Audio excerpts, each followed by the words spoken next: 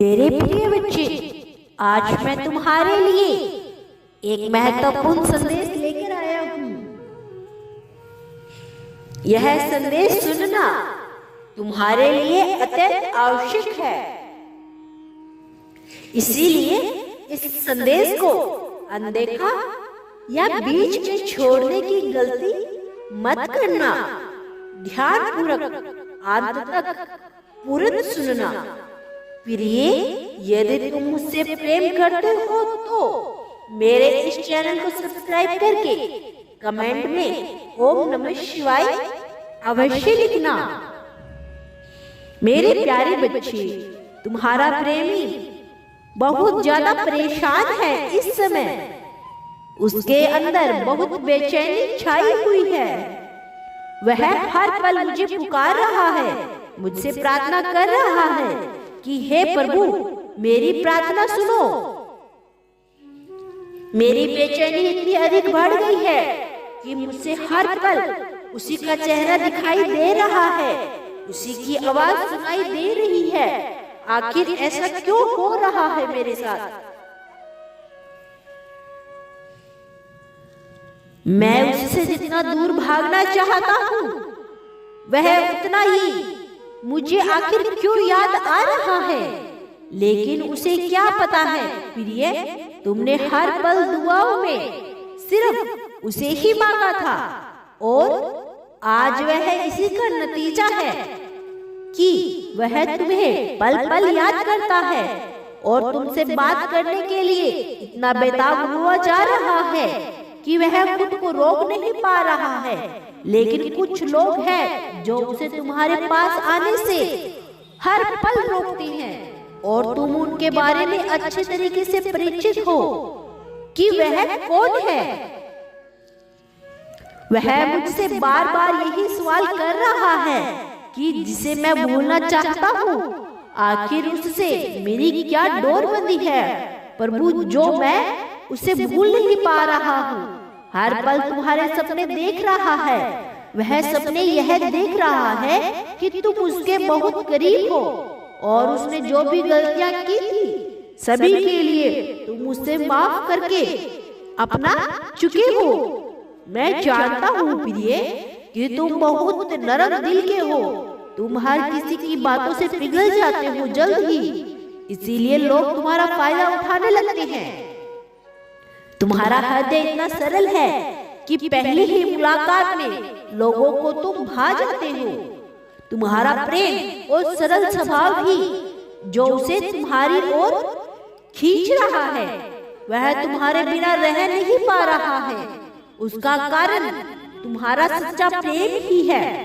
मेरे प्रिय, जो भाव तुम्हारे अंदर है उसके प्रति वही भाव उसके अंदर भी है तुम्हारे प्रति, और यही प्रेम है बच्चे। जब दो लोगों की आत्मा एक हो जाती है तो दोनों के विचार मिलने लगते हैं। उनके हाव भाव सब एक तरह के हो जाते हैं तो दोनों एक दूसरों के दिलों के एहसास महसूस होने लगते हैं। तुम्हें उसके प्रेम का एहसास हो रहा है। यही सच्चे प्रेम की निशानी है। शीघ्र ही तुम दोनों का मिलन होगा और बड़ी हुई बेताबियां कब होगी। तुम दोनों केवल इसी जन्म के नहीं, जन्मों जन्मों के साथी हो।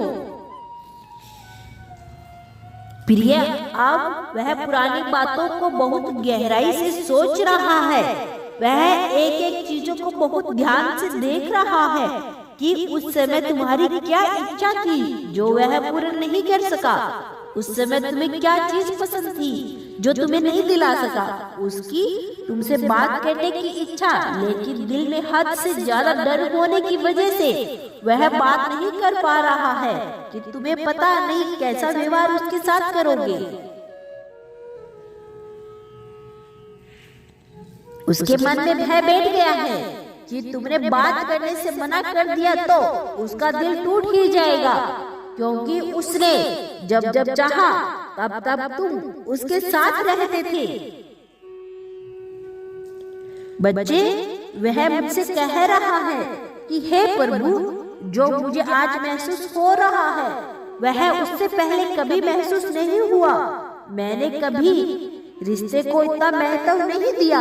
यदि यह सब मुझे पहले महसूस हुआ होता तो शायद इतना बड़ा कदम मैं कभी ना उठा पाता। वह कह रहा है कि मेरा दिल अब मेरे पास नहीं है, वह तुमसे जाकर जुड़ चुका है। मेरे पास वापस आ जाओ, और बार बार तुम्हारा नाम लेकर तुम्हें पुकार रहा है। लेकिन वह तुमसे कुछ समय मांग रहा है, खुद को अच्छी तरीके से समझने के लिए, ताकि इस बार वह तुम्हें कभी कोई दुख ना दे सके। जीवन की सारी खुशियां तुम्हें देने के लिए वह तैयार हो सके।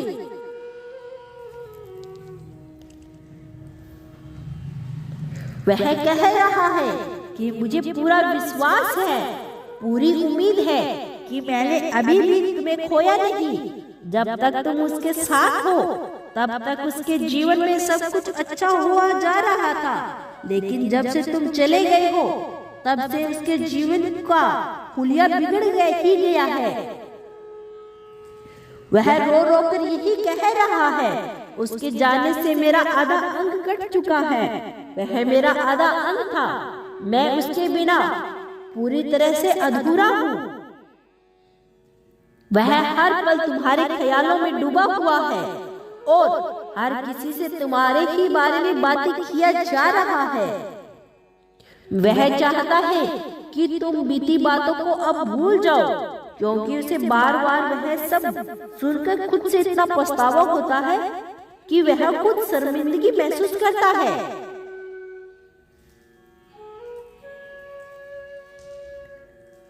वह तुमसे कहना चाहता है कि जो तुम्हारे मन में यह डर है कि वह किसी और का हो चुका है, तो तुम यह डर पूर्ण रूप से अपने मन से निकाल दो। मैं केवल और केवल तुम्हारा हूँ और हमेशा तुम्हारा बनकर रहना चाहता हूँ। बच्चे, जीवन में कुछ न कुछ अवश्य सिखाता है। तुम्हें भी यदि इस रिश्ते में दिलचस्पी है तो इसे जी भरकर जीने का प्रयास करो, और अगर नहीं है तो इस रिश्ते से सबक सीख कर आगे बढ़ो। अब तुम्हें खुद के लिए फैसले लेने होंगे, क्या सही है क्या गलत है। यह विचार करके तुम सत्य को जितनी जल्दी स्वीकार कर लोगे, उतने ही जल्दी तुम्हारे लिए मार्ग खुलने शुरू हो जाएंगे और तुम ढेर सारी खुशियों को आकर्षित करने लगोगे। इसीलिए अब फैसला तुम्हारे हाथों में है, तुम्हें क्या करना है और क्या नहीं। मैं कल फिर आऊंगा, प्रतीक्षा करना।